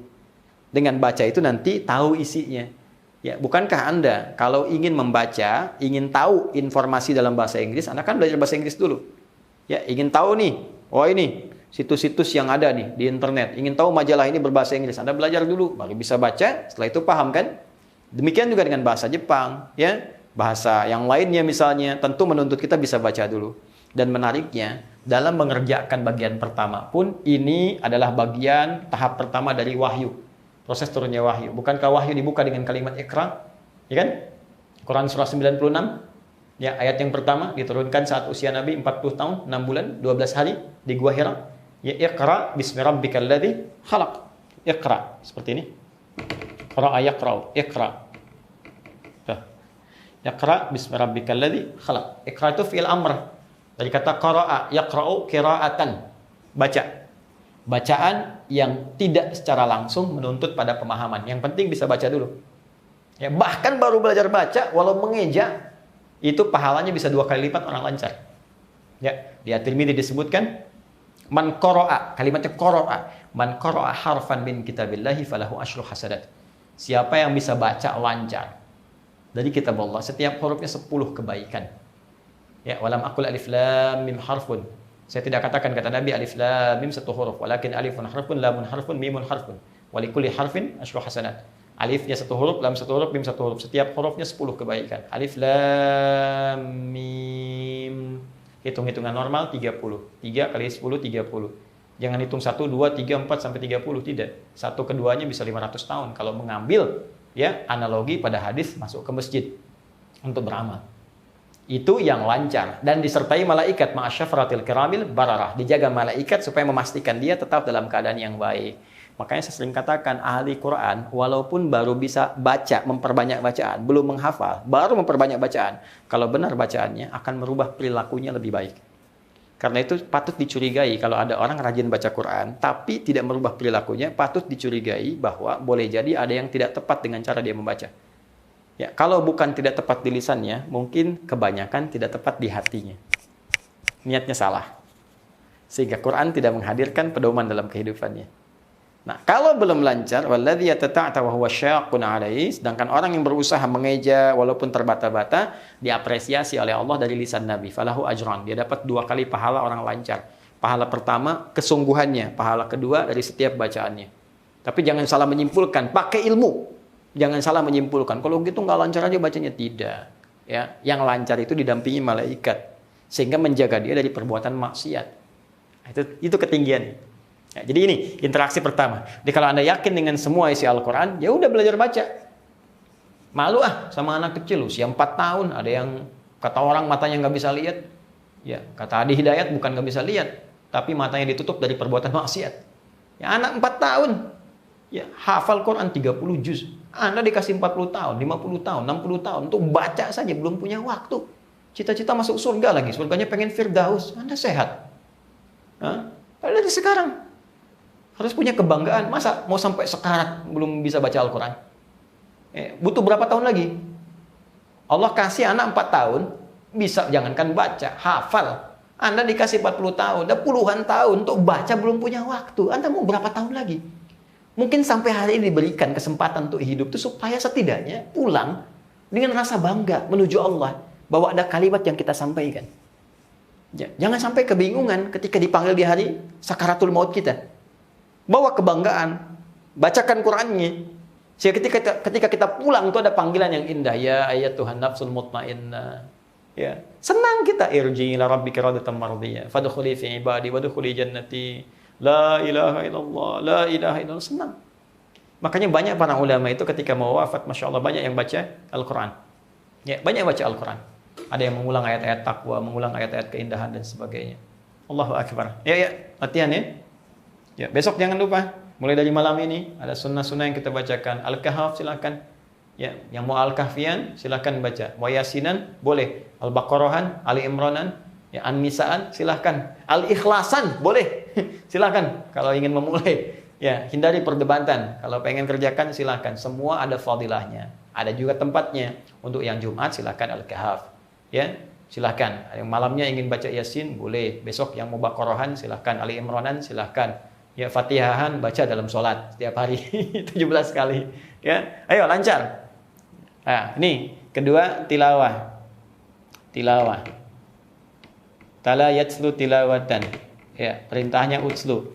Ini sudah saya sampaikan termasuk di program Sitama. Ya, serupa tapi tak sama. Di Quran surah ke-29 ayat 45. Utslu ma ukhya ilaika minal kitab. Kalau sudah tilawah itu lebih ke pemahaman. Makanya kalau sudah lancar baca, naikkan level kita, aspek keyakinannya naik pada pelajaran. Ya, mau sampai kapan? Hatam sehari, 2 hari, 3 hari, ya sebulan hatam sekian kali tapi nggak paham-paham yang dibaca. Al-Quran itu bentuknya pedoman. Kalau cuma dibaca nggak dipahami, nggak dipelajari, bagaimana pedoman itu bisa diaktualisasikan? Ya, pahami supaya bisa dipakai dalam kehidupan, diamalkan, dipraktekkan. Nah, itu tilawah. Keutamaan tilawah juga ada tambahan dari qiraah. Ya, majtama qaumun fi baitin min buyutillah, tidaklah orang kumpul di satu rumah Allah Subhanahu wa taala, yatluna kitaballah. Dia tilawah kitab Allah. Hari ini kita baca Pak, ya anak-anakku atau semuanya teman-teman, yuk kita kaji surah Ad-Duha, kita kaji Al-Ikhlas, kita kaji juz amma dulu. Itu ya? Dibaca. Wa yatadarasuna fi ma bainahum. Kemudian mereka kaji, ini pendapat ulama ini, yang enggak paham tanyakan. Illa kecuali selain dapat pahala qiraah, juga dapat tambahan 4 bonus. Ya, pertama, ghasyiyatuhumur rahmah. Rahmat Allah akan dilingkupkan di mereka. Rahmat itu banyak, diantaranya ampunan dosa. Jadi kalau mereka minta ampun, langsung diampuni. Ya, kalau tobat diterima, kalau benar cara tobat dan minta ampunnya. Ya, nazalat alaihimus sakinah, diberikan sakinah, ketentraman di jiwa mereka. Makanya kalau di rumah tangga sering ngaji Quran, sering tilawah gini, itu ada ketentraman. Bukankah sakinah diharapkan di rumah tangga? Sakinah, mawaddah, rahmah, samara. Di antara cara mendapat sakinah, tilawah Quran. Ya. Kemudian nazalat alaihimus sakinah, ghasyiyatuhumur rahmah, wa haffathumul malaikah. Ya, malaikat ikut bergabung,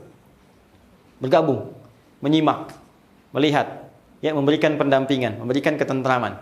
Ya, hanya beruntungnya kita, alhamdulillah, sifat malaikat diciptakan ghaib, tidak nampak, sehingga tidak membuat kita gelisah. Ya, bayangkan kalau misalnya tampak, wah lagi baca begini ada saya, plek. Kamu siapa? Saya malaikat maut. Wah, nggak jadi Anda tilawah. Bisa berhenti di situ. Ya, baik. Jadi ada malaikat berkumpul itu anugerah. Karena ketika Anda berdoa, itu malaikat mengaminkan. Ya, makanya orang tilawah itu selalu saya ingatkan, kalau Anda sedang tilawah, berhenti di ayat doa, langsung doa. Nabi itu begitu. Jadi ketika Nabi baca tentang ayat-ayat, diturunkan, dibacakan oleh beliau, ya, apalagi minta sahabat kadang-kadang minta bacakan, masuk ke ayat tertentu, masuk ke ayat surga, bermohon, masuk ke ayat doa, minta. Ada kehusyuan di situ. Anda baca tilawah, begitu masuk sesuatu, ayat yang berkesan, minta doa sama Allah. Ya, baca ayat surga, pelajari, langsung minta jaga keturunan. Baca ayat tentang keutamaan penghafal Quran, minta sebagian keturunan bisa jadi ahli Quran dan seterusnya. Dan yang keempat, wa dzakarahumullahu fiman indah, disanjung-sanjung oleh Allah sampai dia selesai tilawah. Ya. Yang terakhir ada tahfidz, ada hafalan. Ini sudah banyak saya terangkan, bahkan sudah riset, bahkan sudah mulai masuk kepada fase pembelajaran bersama-sama. Ini keutamanya lebih tinggi lagi, yang menghafal. Nah, jadi ini saya contohkan satu dulu, Al-Quran. Keyakinan kita pada Al-Quran membawa kita untuk beramal, aktualisasinya, baca, pahami, pelajari, amalkan, Dalam keseharian kita, kalau pengen ringan, hafalkan supaya mengamalkannya mudah. Ya, kalau kita pengen bawa mushaf kan nggak mungkin ke setiap tempat bawa mushaf, rapat bawa mushaf, arisan bawa mushaf, belanja bawa mushaf kan belum tentu juga. Tapi kalau Qurannya hafal kan dibawa kemana-mana enak. Ya, insya Allah. Nah ini kurang lebih sampai di sini teman-teman, bima unzila ilaik. Sabar ya. Nah, belum wama unzila min qablik, belum bil akhiratihum yuqinun. Itu pun baru satu contoh. Kita belum bahas bagaimana beriman kepada sunnah, bagaimana berinteraksi dengan sunnah. Apa itu sunnah? Sekarang muncul ustadz-ustadz menerangkan kepada kita, kita juga belajar tentang banyak sunnah. Ya, apa itu sunnah? Jangan selama ini kita belajar nggak tahu sunnah. Ya, bahkan nanti salah menyimpulkan. Ini ada ustadz sunnah, ini ada ini pengajian sunnah. Terus yang lain apa? Wajib, makruh. Nah, hati-hati, karena nanti setiap kalimat dalam syariat itu mengandung konsekuensi. Ada makna, ada konsekuensi. Jadi kalau Anda menyebutkan sesuatu, konsekuensinya apa? Nah, sunnah itu dalam pengertian apa? Ilmu hadis, fikih, usul fikih. Bisa beda. Sunnah dalam ilmu hadis beda dengan sunnah dalam usul fikih. Beda sunnah dalam pengertian fikih. Itu bisa lain lagi. Nah, jadi nanti ada tempatnya, ada juga waktunya, ada pokok detail pembahasannya insya Allah. Nanti kita cukupkan dulu sampai di sini supaya bisa dipahami dengan lebih baik sehingga mengamalkannya bisa lebih mudah. Nah, jadi kalau kita simpulkan sampai pembahasan ini, Allah Subhanahu wa taala ingin menyampaikan kepada kita semua bahwa ciri orang takwa itu pertama, selain dia memaksimalkan amalan hatinya dengan beriman tanpa ragu sepenuh jiwa, dibuktikan dengan amalan fisik, contohnya sholat, ditingkatkan dengan amalan harta, dan juga dilihat semua pedomannya dengan meningkatkan 3 level ini pada amalan yang keempat, yaitu berpedoman dengan yakin tanpa ragu kepada semua pedoman tuntunan yang diturunkan pada Rasulullah SAW, baik berupa Al-Quran, Sunnah atau terkumpul dalam hadis-hadis beliau, juga hikmah yang bisa berupa bimbingan moral, yaitu akhlak ataupun pengetahuan yang belum kita ketahui. Cara meyakini itu adalah dengan cara mempelajari dan mengamalkan seluruh kandungannya tanpa ragu sedikit pun. Ya, untuk itu mari kita dalami dengan terus belajar, berusaha dan memperbaiki diri di hadapan Allah Subhanahu wa taala. Ini yang bisa kita sajikan. Insya Allah kita teruskan di pertemuan berikutnya pada lanjutan ayatnya, dan mudah-mudahan dengan itu kita bisa memperbaiki diri dalam pandangan Allah Subhanahu wa taala. Kemudian izin menyampaikan informasi bahwa yang pertama saya ingin mengupdate dulu teman-teman sekalian. Ini insya Allah sudah ada perkembangan untuk yang Mushaf At-Taisir ya, dari percetakan, karena ternyata ini tidak mudah ini ya, terpisah juga antara membuat boxnya saja sudah sendiri. Ini kan handmade ini buatan tangan ya, langsung nggak pakai mesin. Jadi ini sendiri. Ini juga nanti dalamnya ada amplop lagi untuk lembarannya, ini juga sendiri. Jadi ini butuh waktu. Insya Allah ada stok tapi belum banyak ini. Besok tuh Jumat saya dapat stok sekitar 500, tapi saya ingin 2000 dulu. Ya, nanti setelah 2000 mungkin sepekan 2 pekan ke depan kita kan bagi 3 bagian ya. 2000, setelah itu naik lagi 4000 sehingga tahap pertama 10.000 selesai. Insya Allah dalam waktu dekat ini terpenuhi. Jadi nanti kalau sudah muncul dulu stok baru saya buka ya. Buka untuk menyampaikan info ke teman-teman. Kemudian bukan ini saja, karena nanti paketnya ada ini 2 ya, yang murajaahnya nanti ada 2 dengan versi baru. Ini yang per lembar, yang ini akan mengumpulkan 30 juz dalam bentuk kitab buku 2, dan nanti catatannya ini ada di sini yang saya sempurnakan. Nanti ada catatan untuk kontrol hafalannya yang akan dimasukkan ke sistem kita. Jadi bukan hanya ini, nanti satu paketnya ada mushaf dan ada 3 buku. 2-nya untuk murajaah 30 juz dan 1-nya adalah untuk kontrol hafalan dan juga informasi-informasi seputar program-program, karena sering bertanya ya, kami sajikan dalam satu kesatuan. Jadi ini saat bersamaan alhamdulillah proses. Insya Allah saya janjikan sekarang memberikan informasi, sudah saya sampaikan, tapi mungkin pembukaannya baru saya buka pekan depan ya. Jadi teman-teman simak saja pengumumannya di Adi Hidayat Official di media sosial, baik itu di YouTube atau mungkin di Instagram, juga di Facebook. Nanti silahkan dicek saja. Nanti kami akan update, jangan khawatir ya. Dan nggak perlu datang ke Bekasi dulu, ke kantor, karena memang belum kami siapkan. Ya, khawatirnya nanti teman-teman langsung datang tidak ada kan sayang-sayang juga gitu. Jadi tunggu dulu, bersabar ya, insya Allah bersabar supaya ini tampil baik maksimal karena ini nggak mudah. Ya, instruksi kami juga pada yang mencetak tuh jaga wudhu, gitu kan, cek lagi baik-baik, kemudian perbaiki akhlak. Ini semua kita maksimalkan sehingga hasilnya bisa lebih baik. Ya, kemudian nanti cek lagi, kalau ada yang kurang perbaiki lagi sehingga hasilnya bisa lebih baik kita dapatkan. Ini satu. Yang kedua, bersamaan dengan itu, Kamis depan, ingat waktunya ya, Kamis depan akan dimulai pembukaan untuk PKU, ya, program Kader Ulama, ya, untuk angkatan ketiga. Ingat ya waktunya, Kamis depan, ya, Kamis depan di awal bulan Juli, ya, kita masuk juga ke pertengahan bulan Dzulqa'dah, bulan ke-11 di penanggalan kalender Hijriah. Akan dibuka program PKU, program pengkaderan ulama, ya, pendidikan kader ulama. Ini angkatan ketiga yang nanti insya Allah akan belajar langsung dengan saya. Nanti syarat-syaratnya akan kami sampaikan dan nggak usah datang ke Bekasi. Ingat, nggak usah datang. Cukup Anda lihat saja dalam uraian kami. Nanti syaratnya disampaikan. Nanti ada tes ujian. Mungkin juga akan berlangsung online atau beberapa yang lain nanti ada undangan. Dalam persiapan itu, saya juga sekarang sedang siapkan tempatnya. Ya, jadi nanti insya Allah tinggal bersama kami. Saya siapkan tempat khusus.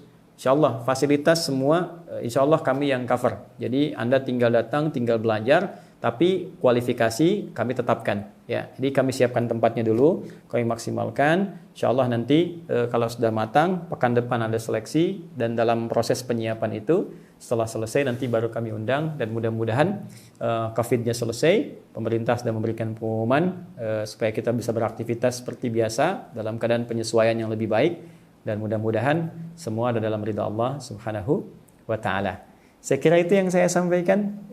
Mudah-mudahan besok disambungkan dengan program Roti, Ngobrol dan Tanya Ustaz Adi. Kemudian ada Sitama, ya, serupa tapi tak sama. Dan juga nanti ada program-program lainnya seperti Pertanda, ya, pernah tahukah Anda, yang insya Allah dari 3 program itu salah satunya akan dipusatkan kepada pembahasan seputar fikih yang terkait dengan alternatif amalan-amalan di bulan-bulan haji.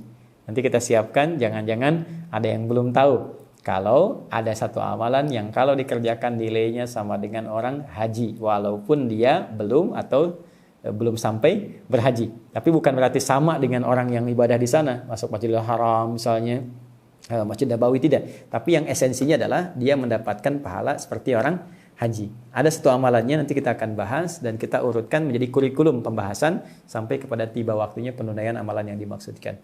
Semoga Allah memuliakan kita, memuliakan keluarga besar kita, memberikan hidayah kepada kita semua, menyelamatkan kita dari berbagai hal yang bisa mengancam kehidupan kita dunia, alam kubur ataupun akhirat, memberkahi kehidupan kita, membimbing kehidupan kita, kehidupan bernegara, berbangsa, bermasyarakat, memberi petunjuk kepada para pemimpin kita, orang-orang yang bertanggung jawab dihisab di hari kiamat, mudah-mudahan diringankan oleh Allah dan diberikan petunjuk untuk berbuat lebih baik dalam kehidupan, memberikan bimbingan kepada ulama kita untuk ikhlas dalam berdakwah, dan memberikan petunjuk kepada kita semua untuk ikhlas dalam beramal saleh karena Allah Subhanahu wa taala. Allahumma taqabbal minna innaka antas samiul alim wa tub alaina innaka antat tawwabur rahim. Allahumma ij'alna min ahlil Qur'an waj'alil Qur'ana sahiban lana fid dunya wa syafi'an lana fil akhirati ya rabbal alamin. Rabbana atina fid dunya hasanah wa fil akhirati hasanah wa qina adzaban nar. Bifadlika subhana rabbika rabbil izzati amma yasifun wa salamun alal mursalin wa akhiru da'wana alhamdulillahi rabbil alamin. Subhanakallahumma wa bihamdika asyhadu an la ilaha illa anta astaghfiruka wa atubu ilaik. Assalamualaikum warahmatullahi wabarakatuh.